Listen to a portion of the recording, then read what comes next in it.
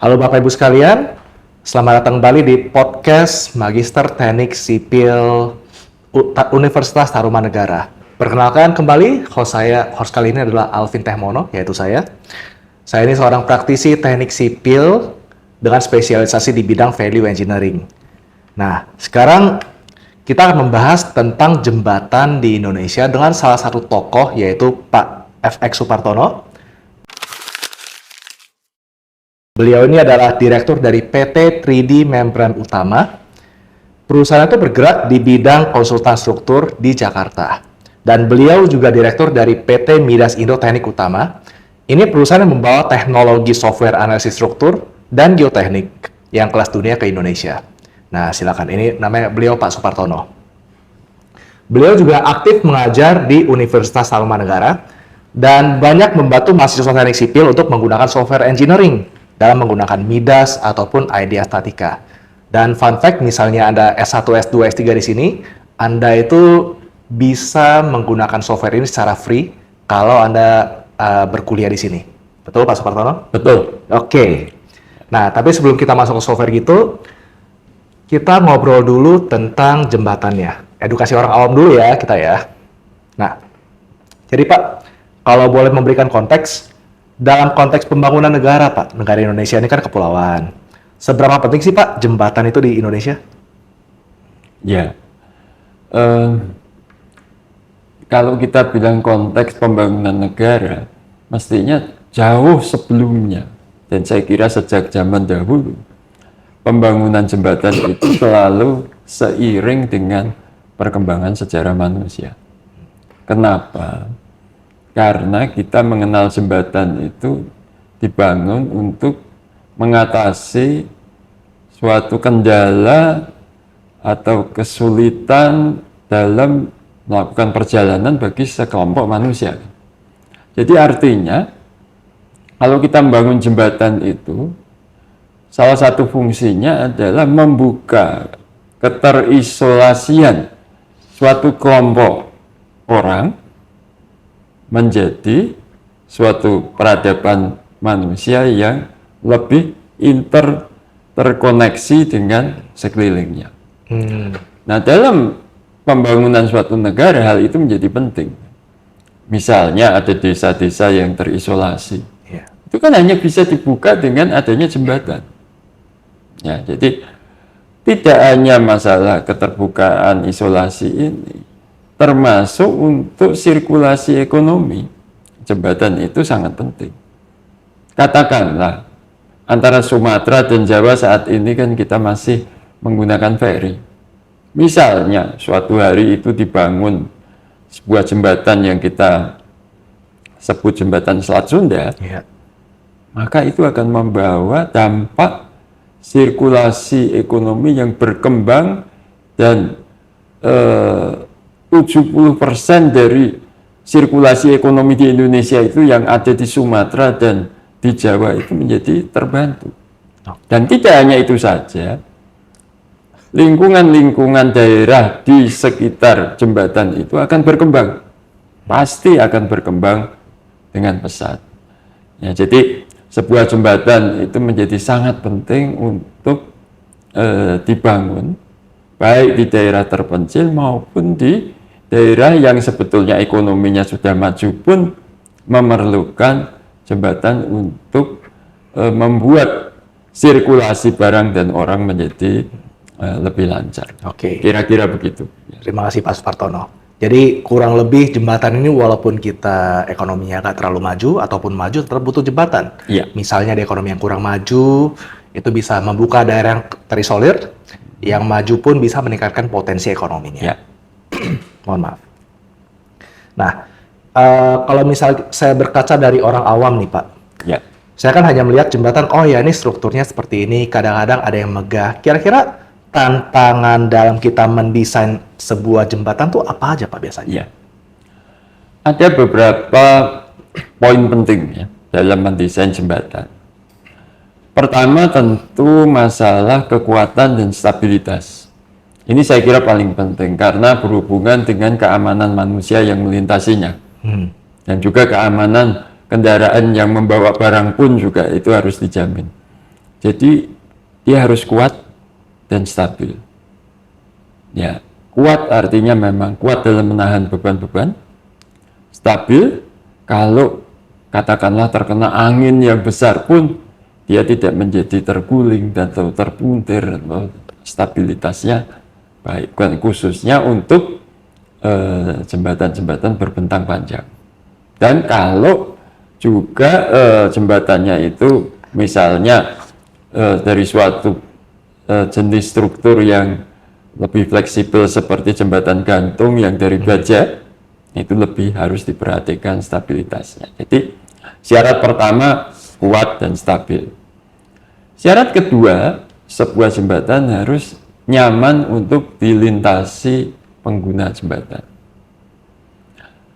Jadi jangan sampai orang kalau naik ke jembatan itu merasa mentul-mentul bergetar atau bergelombang, atau expansion joint-nya tidak bagus sehingga gluduk-gluduk terus, atau hal-hal yang membuat dia tidak nyaman, itu harus dihindari. Jadi seorang desainer harus memikirkan itu bagaimana membuat jembatan yang nyaman untuk dilalui. Oke. Yang ketiga, dalam mendesain sebuah jembatan harus memikirkan juga konstruksinya. Dia harus dalam tanda kutip mudah begitu ya dikonstruksi, walaupun tidak ada yang mudah gitu, tapi artinya bisa dikonstruksi dalam waktu yang wajar dengan tingkat kesulitan yang wajar begitu. Dan dia harus pula dapat dikonstruksi dengan biaya yang ekonomis. Ya, jadi mudah dikonstruksi dalam metodenya, tetapi juga biayanya harus ekonomis. Nah, ekonomis ini tentu dalam juga arti yang wajar ya.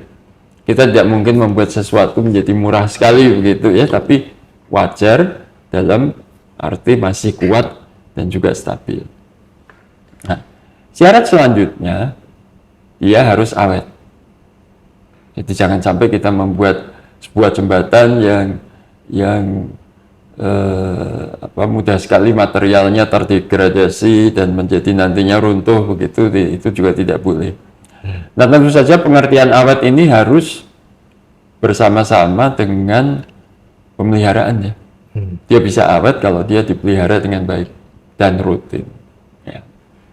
Nah, selanjutnya juga yang penting adalah estetika. Nah, saya meletakkan estetika ini agak di belakang syaratnya ini karena kita negara berkembang ini bukan negara kaya gitu. Jadi estetika tidak bisa mungkin kita letakkan di paling atas begitu ya, lain dengan negara-negara maju. Seorang profesor di Prancis, Profesor Roger Lacroix, mengatakan bahwa jembatan itu karya seni. Ya, jadi memang estetika itu sangat penting. Tapi untuk kita masih kekuatan begitu yang paling penting, tapi juga kalau bisa tidak melupakan estetika. Nah, syarat selanjutnya adalah, nah ini yang mungkin saat ini orang belum banyak mau mengerti begitu, adalah ramah lingkungan. Dalam merencanakan sebuah jembatan, kalau bisa kita merencanakan adalah green construction lah, ya, ramah lingkungan. Jangan terlalu merusak sumber daya alam.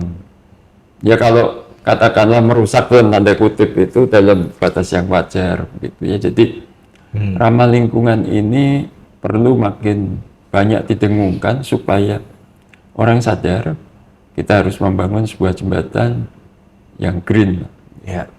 Jadi saya kira syarat-syaratnya yang utama itu tentu masih banyak ya.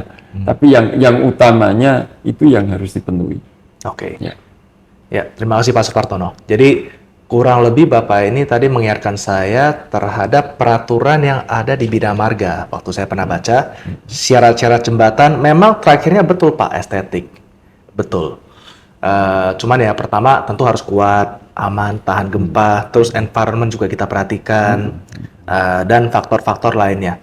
Nah, dan biasa kan kita kalau merancang jembatan, kan ada SNI-nya ya kan Pak? Iya. Nah, tapi pertanyaan saya begini Pak, bagaimana kalau jembatannya sesederhana ini? Ya. Oh ya, Itu- sebagai konteks, jembatan yang kita tampilkan nanti adalah jembatan yang sedang dibangun kurang lebih oleh Satgas Jembatan. Ini jembatannya sederhana, simple saja. Nah, gimana Pak kalau yang seperti ini? Kalau yang you tunjukkan di gambarnya sebetulnya nggak sederhana karena ini jembatan gantung kan. Oke. Nah, Iya. jembatan gantung itu biasanya bentangnya kan cukup panjang. Namun karena ini jembatan gantung pedestrian, Betul. seringkali kan dibuat dengan lebar yang sempit begitu. Sehingga akibatnya stabilitasnya seringkali juga tidak tercapai dengan baik. Nah, ini bisa tentu kita akalin dengan membuat semacam pengangkuran ke samping dan sebagainya. Tapi ya kalau ini kita sebut jembatan ini hanya pedestrian sederhana, mendesainnya pun tetap harus menggunakan suatu judgement yang benar. Engineering judgment yang benar.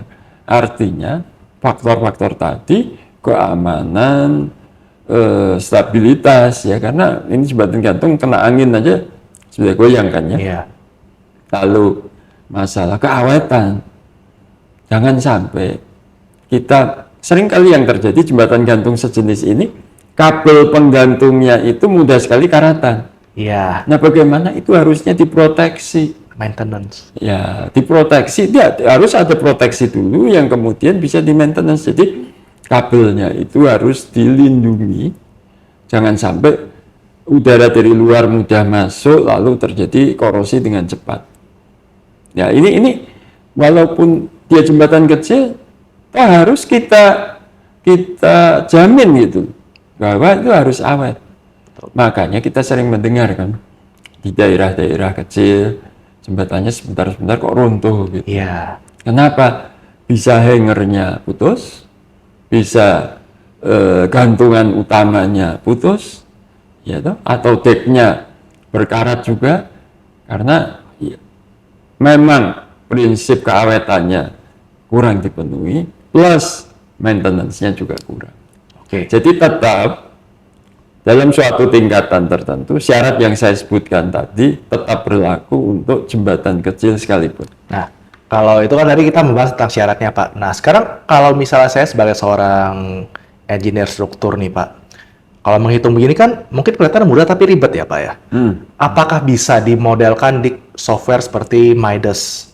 Dan kira-kira pemodelan seperti apa kurang lebih, Pak?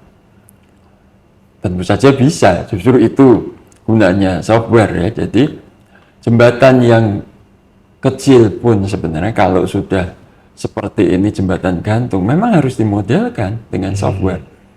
Karena interaksi beban baik itu gaya luar maupun gaya dalam sudah tidak sesederhana yang dulu kita bayangkan, bisa dihitung hanya dengan keseimbangan sigma X, sigma Y, sigma V.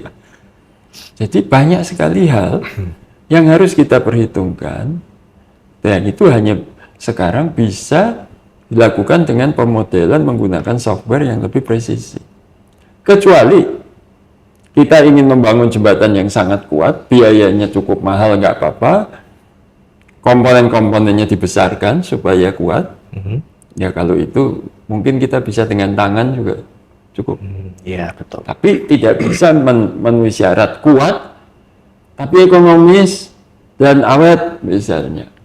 Nah, kalau kita menginginkan tetap adanya kuat, ekonomis, awet, begitu, software itu tidak bisa tidak harus dilakukan. Oke. Jadi, kalau software sekarang mudah ya, karena seperti Midas itu kan dia punya feature yang disebut wizard. Jadi Midas itu punya wizard untuk jembatan gantung, punya wizard untuk cable stay, punya wizard untuk balance ganti lebar. Orang yang belum ngerti tentang jembatan gantung pun bisa mengikuti wizardnya itu untuk ngitung. Wow. Itu bisa. Jadi jauh lebih mudah. Tapi saya ingin mengingatkan, seorang structure engineer itu bukan operator komputer ya. Iya. Jadi walaupun Midas memberikan kemudahan dalam perhitungan, engineering judgment tidak bisa dilupakan dan tetap harus mengikuti sepanjang desain ini. Jadi itu tidak bisa digantikan oleh software. Tapi untuk kecepatan desain, software diperlukan untuk bisa menghitung gaya dalam dengan presisi, lalu kita membuat desainnya ekonomis, namun harus dibarengi untuk melihat dengan engineering judgment, kira-kira logis nggak hasilnya. Kalau otak kita mengatakan ini logis, dan kita tes dengan beberapa tes sederhana bahwa ini benar, go ahead. Oke. Jadi kurang lebih memang kita butuh software agar terpenuhi syarat-syarat jembatan yang tadi, yang aman, ekonomis, dan lain-lain. Apalagi kalau jembatannya rumit ya. Ya. Dan juga tadi di softwarenya Midas sendiri tuh ada wizardnya, jadi memudahkan para engineer. Cuman engineer perlu engineering judgments. Iya. Betul. Nah, ini pertanyaan lain lagi Pak. Ini kan biasanya pembuatan jembatan seperti rumit dan juga panjang waktunya kan. Nah, bagaimana kalau misalnya seperti jembatan yang di Aceh sekarang? Jadi sebagai konteks, Aceh ini kan lagi kena bencana yang luar biasa. Jadi baik jembatan yang putus dan juga banyak tempat yang tadinya terhubung jadi terisolir. Lalu dibangunlah jembatan Bailey oleh pemerintah seperti yang ini Pak, yang warna merah putih ini. Ya. Nah, apakah boleh dijelaskan sedikit Pak, kira-kira jembatan Bailey ini apa sih dan apa tantangan-tantangannya? Ya. Jadi jembatan Bailey itu memang pertama kali digunakan oleh tentara Inggris. Seingat saya pada sekitar tahun 40-an, yaitu pada Perang Dunia Kedua kan. Jadi saat itu jembatan banyak yang dibom. Betul. Ya. Jadi ya pada saat dibom dirusak itu, yang rusak sebagian besar kan struktur atasnya. Fondasinya nggak begitu terkena. Jadi Bailey ini mencetuskan ide untuk membuat jembatan prefabricated.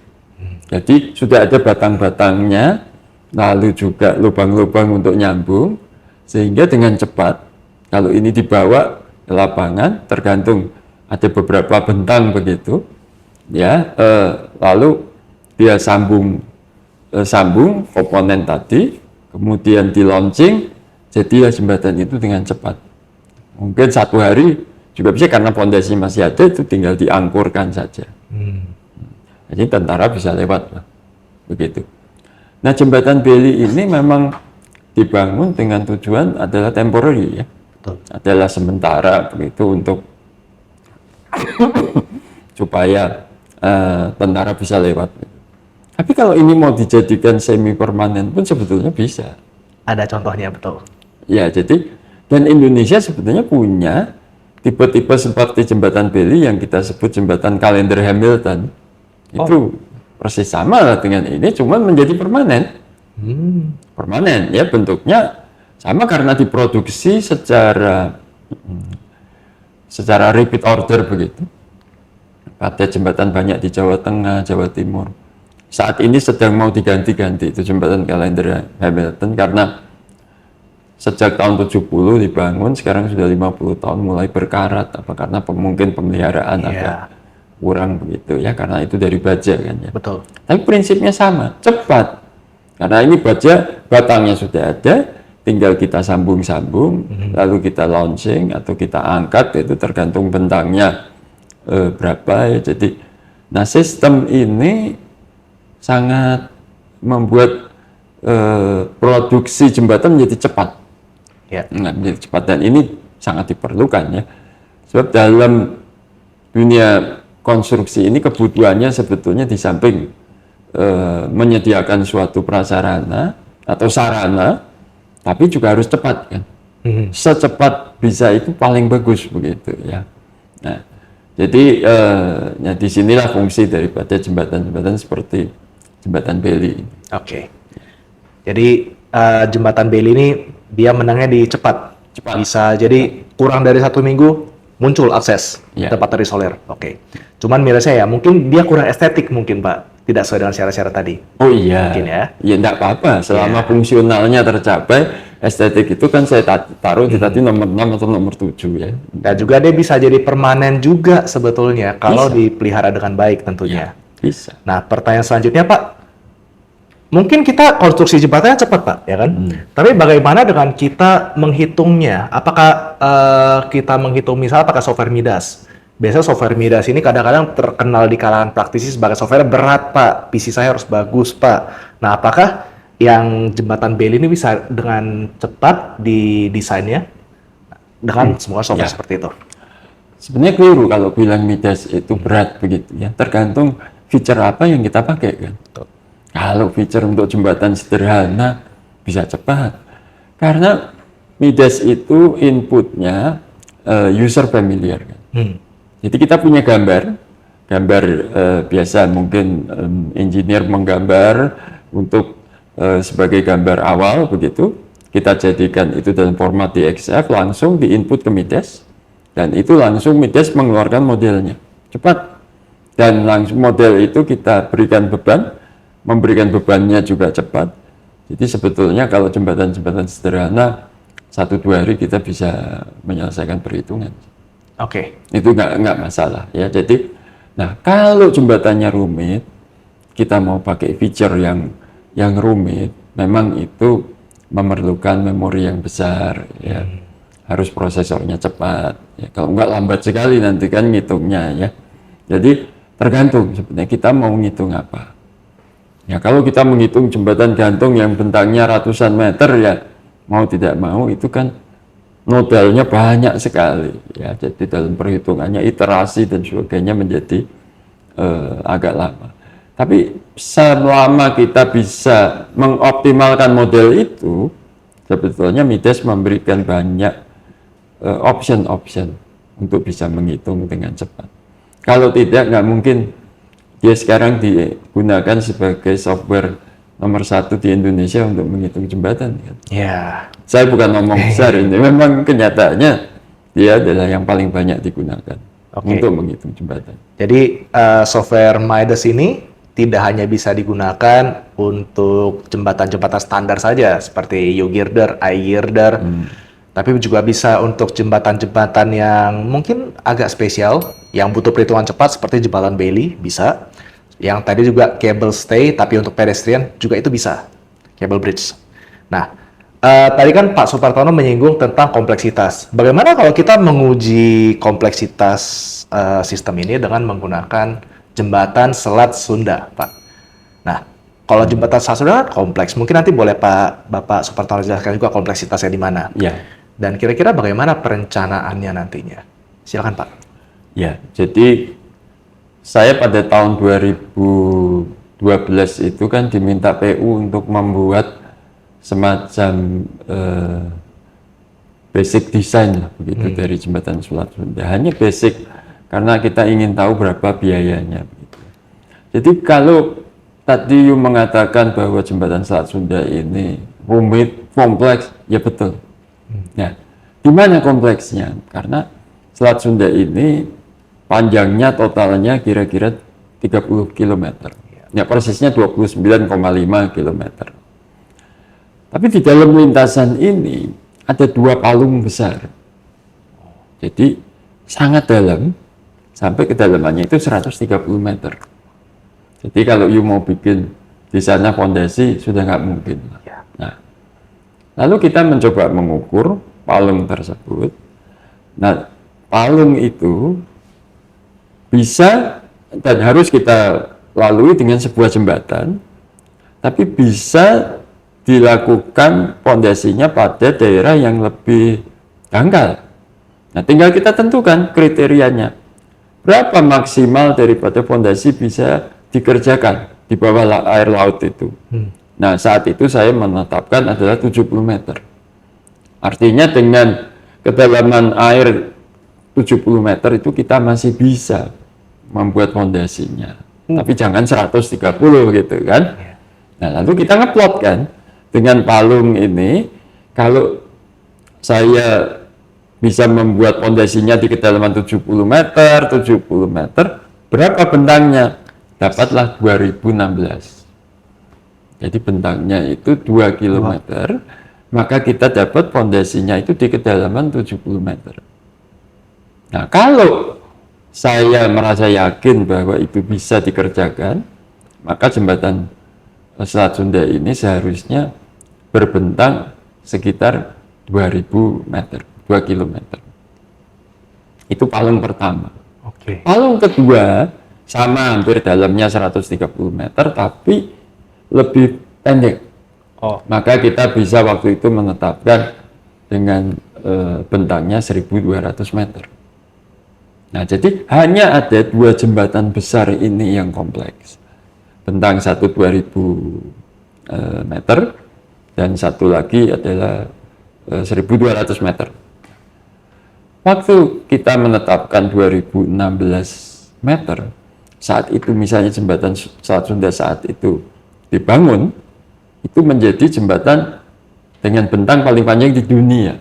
wow. Karena saat itu yang paling panjang baru adalah Akashi Kaikyo 1998. Tapi sekarang sudah dibangun jembatan Sanakali kan di Istanbul. Itu bentangnya 2023 meter. Jadi hanya beda 7 meter dengan yang kita rencanakan di jembatan Selat Sunda. Nah, kalau sudah bicara jembatan dengan 2000 meter bentang, plus jembatan Selat Sunda itu disyaratkan harus bisa dilintasi jalur kereta api kan. Ya, Kan harus ada kereta api, rencananya. itu kan berat itu. Jadi lalu lintas 3 lajur, jadi total 6 lajur, plus kereta api, itu kompleks sekali. Ya. Kompleks sehingga dapat memang jembatannya itu cukup berat ya. Cukup berat karena memerlukan tadi kekuatan kan. Ya.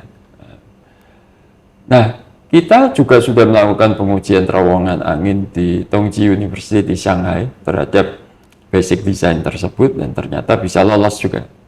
Maksudnya terowongan angin itu menguji kalau ada angin aerodinamik terkena jembatan ini, dia jangan sampai terjadi flutter dan collapse, jadi hancur begitu ya.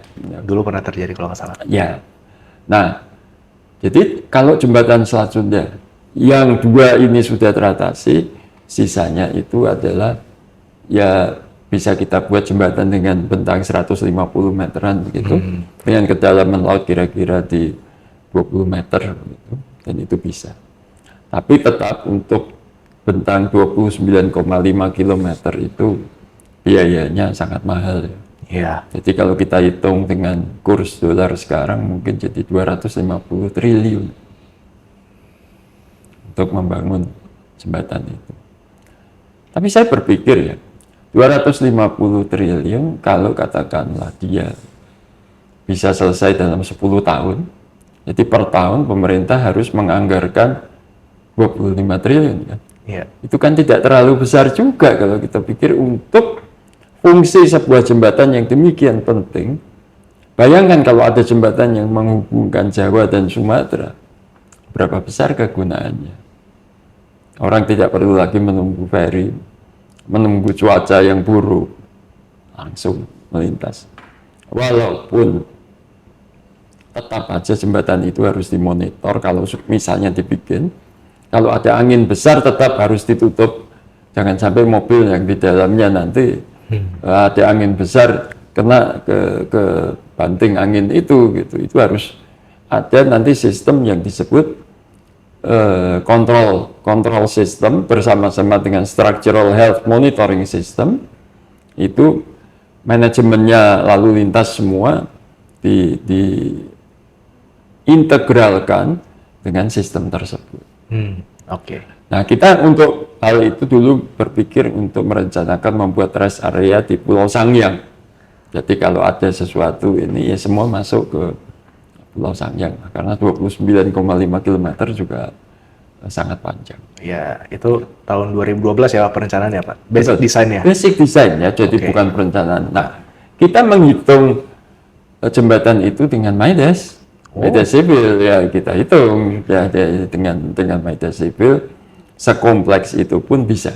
Nah, cuman itu kan oke, untuk struktur atasnya mungkin bisa Pak, tapi bagaimana dengan struktur bawahnya? Itu kan 70 meter dan lain-lain. Apakah MIDAS ini khusus struktur atas saja atau ada struktur bawah juga sih Pak MIDAS-nya Pak? Ya, jadi MIDAS itu jenisnya banyak. Yang untuk jembatan ini namanya MIDAS sipil. Oh. Nah, kalau untuk bangunan gedung bertingkat seperti yang digunakan saat membangun Burj Khalifa di Dubai, itu kontraktornya kan dari Korea ya. Jadi software Midas itu juga dari Korea. Jadi digunakan Midas yang namanya Midas Gen. Gen itu general. Midas Gen. Sedangkan untuk jembatan Midas Civil. Nah, untuk fondasi kita punya yang namanya Midas GTS. Singkatan dari Geotechnical and Tunneling System. GTS. Jadi fondasinya itu harus dihitung. Bisa juga dengan Midas, bisa juga dengan software yang lain. Ya, tapi yang jelas fondasi di 70 meter ini harus juga bisa tahan terhadap gempa. Karena Selat Sunda kan juga wilayah ada patahan dari kalau nggak gempa, salah. ada patahan gitu ya. Jadi itu harus bisa dibuat. Nah, saya melihat bahwa sistem fondasi ini bisa dengan, ya kita dulu berpikiran mengkonsepkan itu dengan caisson, ya jadi yang dibuat di darat, kemudian diangkut Pakai kapal. dengan kapal, lalu ditenggelamkan dan dicornya belakangan sesudah di posisinya. Sekarang kan dengan adanya GPS kan kita bisa tahu posisinya persisnya. Jadi kita letakkan, lalu di bawahnya itu sudah dengan tanah yang sudah kita perbaiki dengan curucuk baja begitu. Lalu diharapkan kalau terjadi gempa maka itu bisa terjadi movement. Jadi seperti sistem isolation system begitu dalam fondasi ini. Tapi karena dia berat daripada caisson itu sangat berat, fondasi ini sangat stabil, ya, dan sangat besar ya, masanya sangat besar dengan kedalaman 70 meter. Jadi itu masih ide, ya, semua itu kan ide ya, tapi setidaknya kita membuat ide yang ada gambarannya sudah jembatan ini seperti inilah kira-kira kalau nantinya dibangun. Dan kita bisa menghitung suatu perkiraan biaya. Tujuannya itu ya, kita menyiapkan dana, nanti untuk membangunnya mau tidak mau kan harus menggandeng kontraktor asing yang berpengalaman. Dan kemungkinan dia harus membuat lagi detail desain dalam suatu sistem design and build. Ya. Karena bukan kapasitas kita yang konsultan Indonesia untuk membuat desain jembatan sebesar itu. Saya pun pengalaman yang paling panjang membuat desain jembatan itu baru 800 meter ya bentangnya. Jadi ibarat orang belajar jalan itu kita mulai dari mendesain bentang 40, 100, 200, 300, 400. Saya sudah sampai 800. Tapi kalau sampai 2000 itu sudah lain lagi. Beda 2 kali lipat ya Pak ya? Itu perilakunya sudah sangat berbeda. Ya. Jadi janganlah kita mengatakan, saya sudah pernah mendesain jembatan dengan bentang 800, saya bisa mendesain jembatan dengan bentang 2000. Enggak demikian. Banyak yang harus kita pelajari lagi. Oke, jadi untuk fondasinya pun sebetulnya bisa dimodelkan dengan menggunakan software yang Midas GTS tadi. Iya. Dan sebagai konteks, dulu saya juga pernah menggunakan software ini, software Midas GTS NX waktu itu waktu saya kuliah. NX itu new generation. Iya, jadi tugasnya adalah bagaimana kalau MRT-nya itu kita boom. Kan sekarang ada MRT Jalan Tamrin. Betul. Kedalaman 15 meter. Nah, gimana kalau di atasnya ada boom? Anggapannya seperti di Iran, sekarang di rudal. MRT-nya masih bertahan apa enggak? Itu bisa dimodelkan di Midas. Dengan GTS NX. Betul. Sangat bagus. Jadi GTS NX itu yang bagusnya adalah yang 3D ya. Ya. Yang 3D. Oke. Nah, selanjutnya saya mau menggali tentang peluang karir buat engineer Pak sebetulnya. Jadi misal saya lulusan teknik sipil Universitas Tarumanegara, ya kan?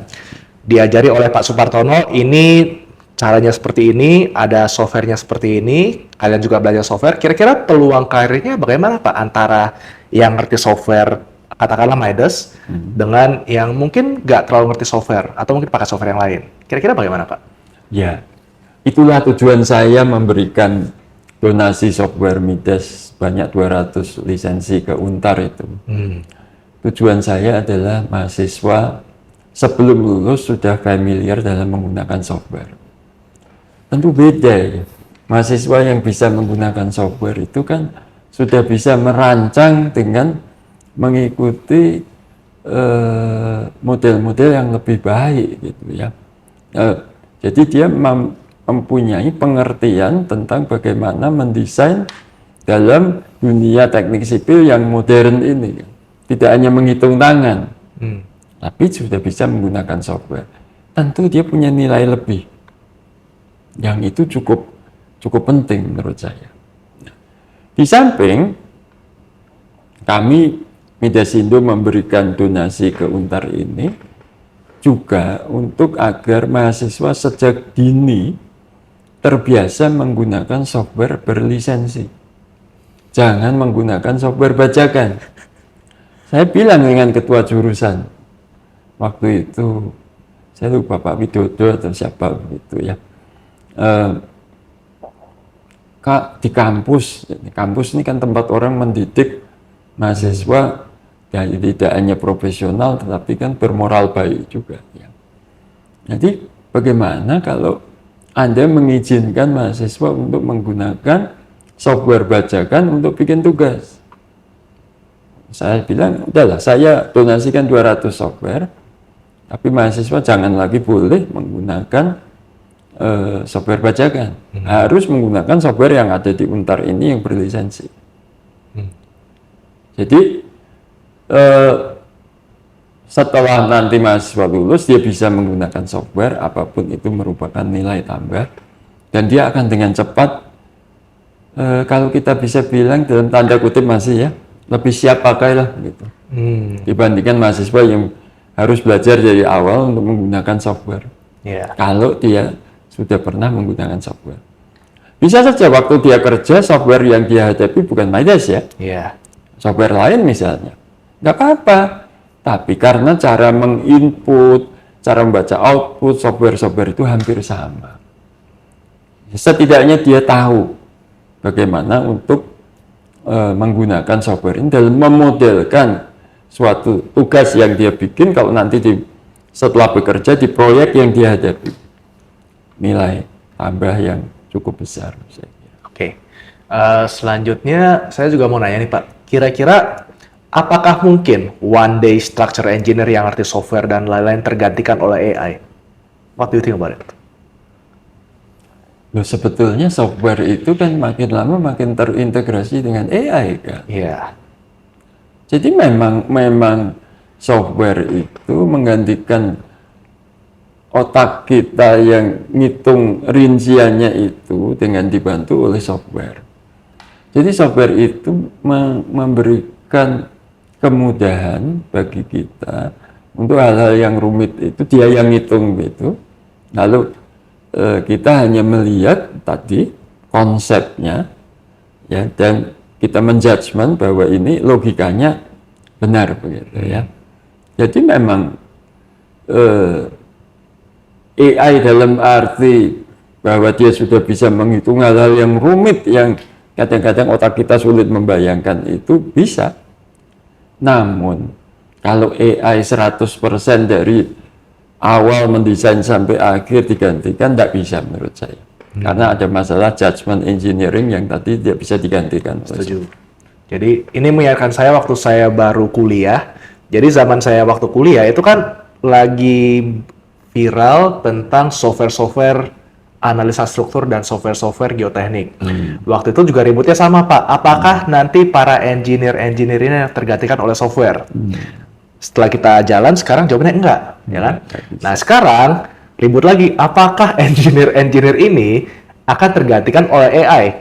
Jawabannya juga mungkin tidak. Kenapa begitu? Prinsipnya sama seperti yang dikatakan Pak Supartono. Ada yang namanya engineering judgment, dan itu kita pelajari di kuliah sebetulnya, dan pengalaman kita. Betul. Nah, oke. Ya, itu kira-kira ya. Nah, satu pertanyaan terakhir sebelum kita closing. Kira-kira Pak Supartono ada pesan nggak Pak untuk generasi muda yang mau berkontribusi membangun infrastruktur di Indonesia? Iya, gini, kalau mahasiswa nanti sudah lulus, saya kira yang paling penting untuk menjadi engineer yang baik itu, pertama ya, ini saya kira paling penting, dia harus mencintai profesinya. Ini paling penting. Jangan dia masuk teknik sipil karena dipaksa orang tuanya, padahal dia nggak suka, percuma itu. Dia harus mencintai profesi ini, sehingga dia berpikir bagaimana saya bisa mengembangkan diri. Itu yang pertama. Yang kedua, walaupun banyak software canggih di sekitar kita, harus selalu meng-up-to-date-kan diri dengan teori struktur yang ada, ya, yang mendasari semua perhitungan dan perencanaan kita. Jadi jangan berpikir bahwa teori-teori seperti strength of material dari Timoseko itu sudah kadaluarsa. Enggak itu. Tetap aja. Saya sering berdiskusi dengan engineer di kantor saya tentang engineering judgment. Itu yang saya tanya selalu teori-teori dasar. Kalau yang bisa bagus, yang nggak bisa ya harus dimarahin, dia harus disuruh belajar. Karena dengan mengerti teori, dia baru mengerti apa yang dia hitung itu betul atau tidak. Nah, setelah itu, dia boleh memahirkan diri dengan teknik komputasi tadi, dengan menggunakan software. Dia boleh meningkatkan keterampilan itu, karena itu perlu juga keterampilan kan ya. Tapi jangan pernah lupa bahwa seorang engineer bukan operator komputer. Jadi inputnya dan outputnya itu harus dipelajari dengan baik, dan apakah itu benar. Harus diyakini bahwa itu benar. Menginput itu harus mencari sesuatu yang benar untuk diinput dan optimal agar tidak terlalu bertele-tele software ini menghitungnya, dan outputnya harus diyakini bahwa itu benar sesuai dengan logika kita. Nah, kalau memang dia sudah bisa tadi menguasai dengan baik teori dasar, lalu menguasai juga teknik komputasi, nah setelah itu yang paling penting adalah makin banyak menghitung suatu, dia mengumpulkan pengalaman itu, maka dia akan meningkat menjadi seorang engineer yang profesional. Tapi tanpa dia cinta pada profesi ini, nggak mungkin dia bisa sampai ke sana. Iya, jadi saya juga setuju. Jadi pada dasarnya kita mau mencintai profesi kita, ya kan? Terus setelah itu ya kita belajar dasar teorinya dan mungkin ikut dengan perkembangan ilmunya. Dan mungkin bahkan one day Anda mengembangkan bidang ilmu itu sendiri. Ya. Oke, saya kira itu saja. Mungkin ada pesan lain, Pak Supartono, sebelum kita closing? Enggak sih. Oke, Sudah you tanyakan semua tadi, cukup lengkap. Ya. Iya, baiklah. Terima kasih banyak Pak Supartono atas waktunya. Sama-sama.